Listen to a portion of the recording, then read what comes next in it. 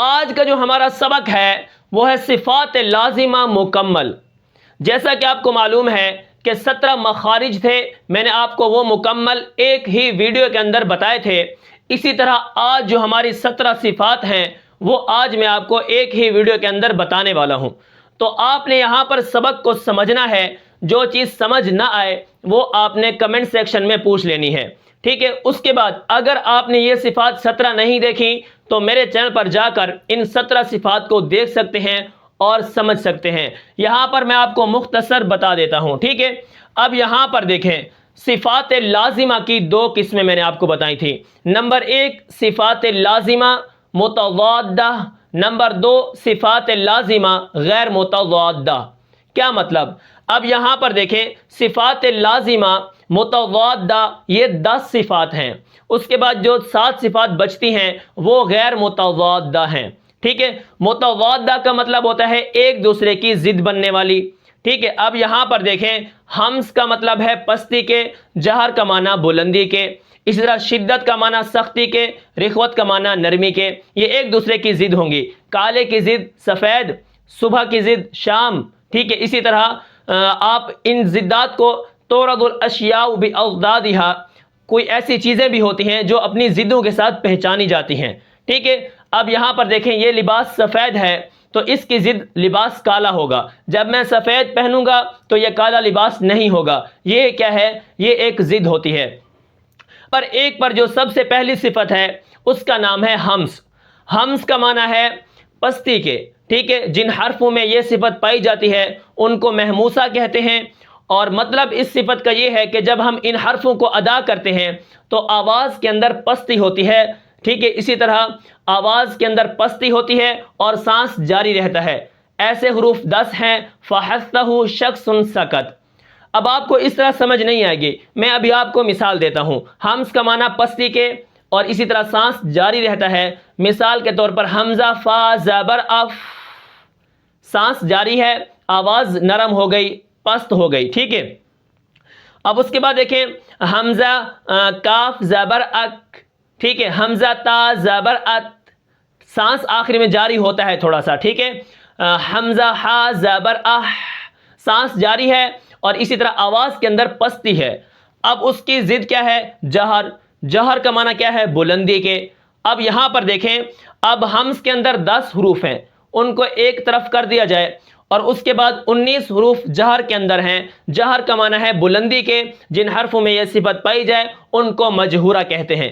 اب مطلب اس صفت کا یہ ہے کہ جب یہ حروف ادا ہوتے ہیں تو آواز کے اندر بلندی ہوتی ہے اور سانس بند ہو جاتا ہے۔ حمزہ جیم زبر اج، اج، سانس کیا ہو گیا؟ بند ہو گیا، اور آواز کے اندر کیا ہے؟ بلندی ہے۔ حرفوں کے اندر کیا ہوگی؟ بلندی ہوگی، ٹھیک ہے۔ تو یہ ہمز اور جہر یہ ایک جوڑا ہے، ٹھیک ہے۔ اب اس کے بعد دوسرے جوڑے کی بات کرتے ہیں، وہ ہے شدت اور رخوت، درمیان میں توسط، ٹھیک ہے۔ اب یہاں پر دیکھیں، شدت کا معنی ہے سختی کے۔ سختی کیا مطلب؟ یعنی حرف سخت ادا ہوگا، آواز کے اندر سختی ہوگی، ٹھیک ہے۔ ایسی قوت اور سختی ہوگی کہ آواز آ کے بند ہو جائے گی، ٹھیک ہے۔ جیسے ایک بوتل ہوتی ہے، اس کے اوپر جیسے ہی ہم ایسے الٹا کریں گے تو پانی منہ کے اوپر آ کے بند ہو جاتا ہے، تو یہ پانی کی وہاں پر سختی ہوتی ہے، پھر کیا ہوتا ہے؟ پھر بعد میں جاری ہوتا ہے۔ تو یہ شدت اسی طرح ہے۔ شدت کیا کریں گے ہم شدت کا؟ کہ جن حرفوں میں یہ صفت پائی جاتی ہے ان کو شدیدہ کہتے ہیں، اور مطلب اس صفت کا یہ ہے کہ جب یہ حروف ادا ہوتے ہیں تو ان کی آواز کے اندر کیا ہوتی ہے؟ ایسی سختی ہوتی ہے کہ آواز بند ہو جاتی ہے۔ جیسے اجدو کا قتبتا، یہ 8 حرف ہیں۔ حمزہ حمزہ زبر ا، آواز کے اندر سختی ہے، آواز بند ہو گئی۔ حمزہ حمزہ زیر ای، آواز کے اندر سختی ہے، آواز بند ہو گئی۔ حمزہ جیم زبر اج، حمزہ دال زبر اد، حمزہ قاف زبر اق، یہ آپ مثالیں لے لیں۔ آواز سختی کے ساتھ آتی ہے، ٹھیک ہے، آواز اسی وقت بند ہو جاتی ہے۔ اس کے بعد اس کی ضد کون سی ہے؟ رخوت۔ رخوت کا معنی نرمی کے، شدت کا معنی سختی کے تھا اور رخوت کا معنی کیا ہے؟ نرمی کے۔ اب نرمی کیا مطلب؟ اب یہاں پر دیکھیں، آواز نرم ادا ہوگی اور آواز بند نہیں ہوگی، جاری ہوگی۔ آواز تھوڑی کیا ہوگی؟ جاری رہے گی اور آواز کے اندر نرمی ہوگی۔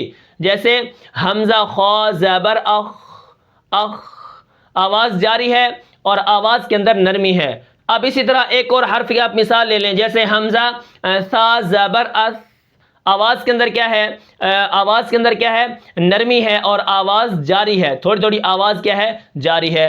اب اس کے بیچ میں جو ہے توسط، ان دونوں کے درمیان میں سے ایک اور صفت نکلی ہے، توسط۔ یہ الگ صفت نہیں ہے، اسی جوڑے کی ایک صفت ہے۔ درمیان میں توسط کا کیا مطلب ہے؟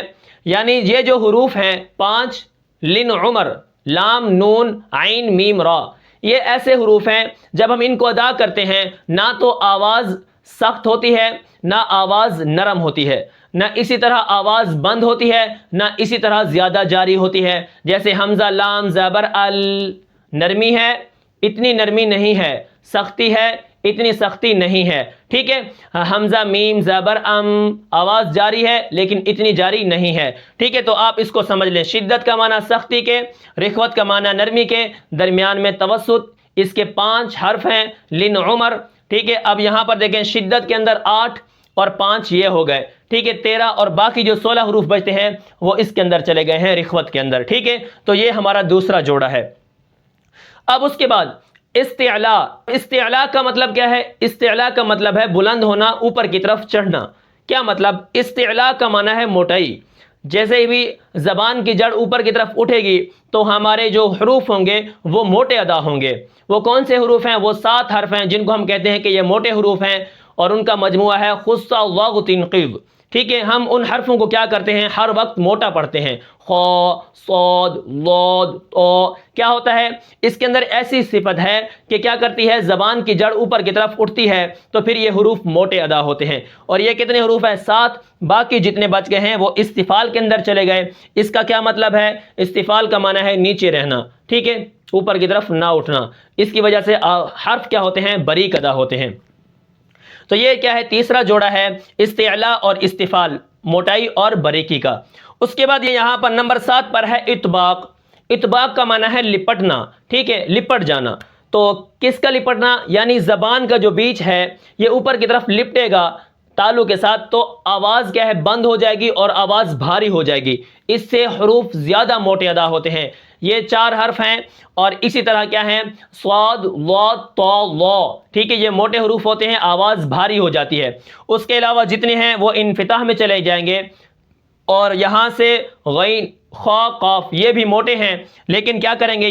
یہ ان کے اندر 1 درجے کی موٹائی ہے، اور کیا ہے؟ اطباق کے اندر 2 درجے کی موٹائی ہے۔ استعلاء کے بھی اندر بھی آئے ہیں کہ یہاں پر بھی ہم اس کو موٹا پڑھیں گے، اطباق کے اندر بھی آئے ہیں اور اس کے اندر بھی ہم اس کو موٹا پڑھیں گے۔ اگر آپ نے ان صفتوں کی تفصیل دیکھنی ہے تو ایک ایک کر کے میں نے یہاں پر جوڑا بھی بیان کیا ہے اور وہاں پر صفتیں بھی بیان کی ہیں۔ اگر آپ نے نہیں دیکھا تو میرے چینل پر جا کر آپ تسلی سے دیکھ سکتے ہیں۔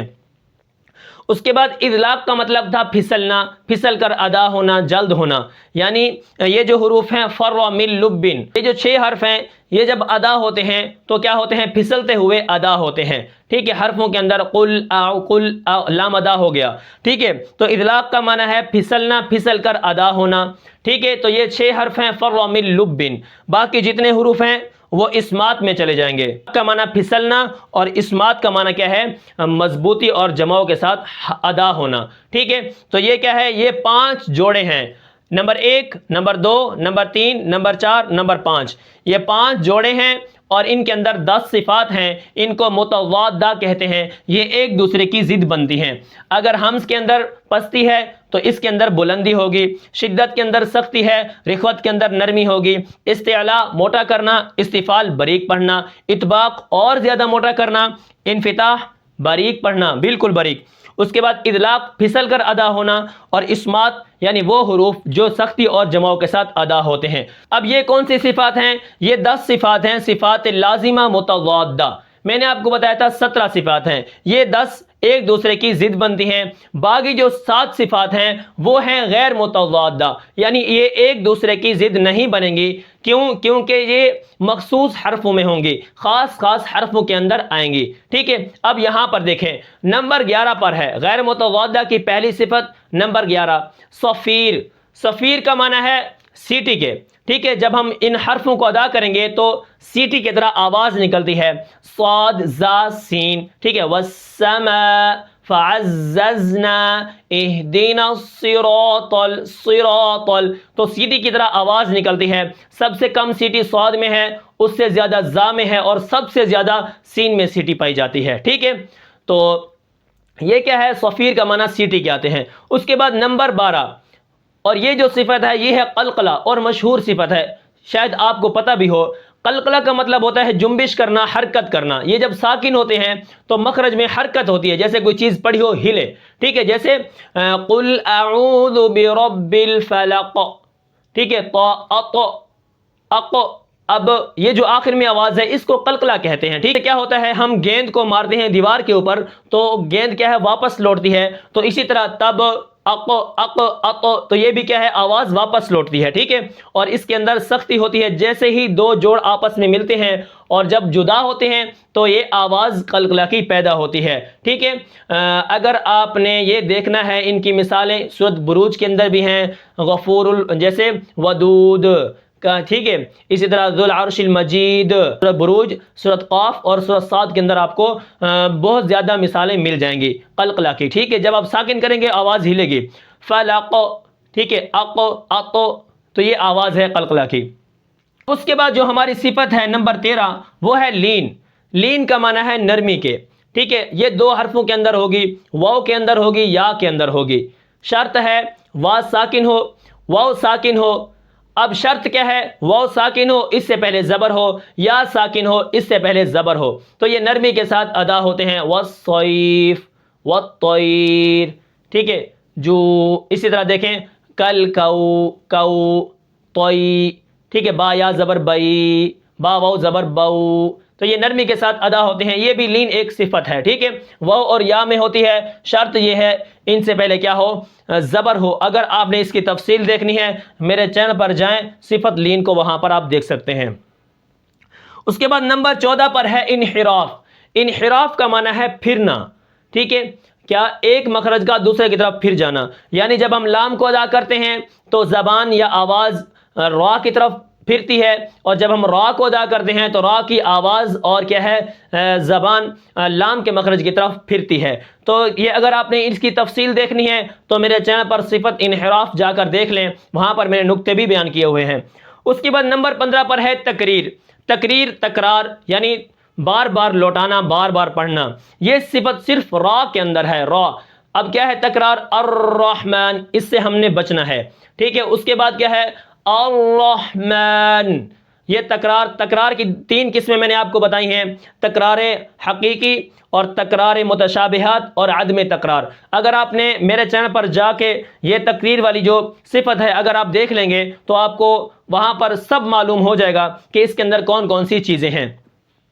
اس کے بعد نمبر 16 پر صفت ہے تفشی. تفشی کا مطلب ہے پھیلنا. یہ شین کے اندر ہے، لیکن ایک جماعت کی رائے یہ بھی ہے کہ یہ 8 حرفوں کے اندر ہوتی ہے. وہ فرماتے ہیں قیاس کا اگر تقاضا کیا جائے پھر یہ 10 حرفوں کے اندر آ جاتی ہے. اگر آپ نے اس کی تفصیل دیکھنی ہے تو میرے چینل پر جائیں، صفت تفشی کو دیکھ لیں.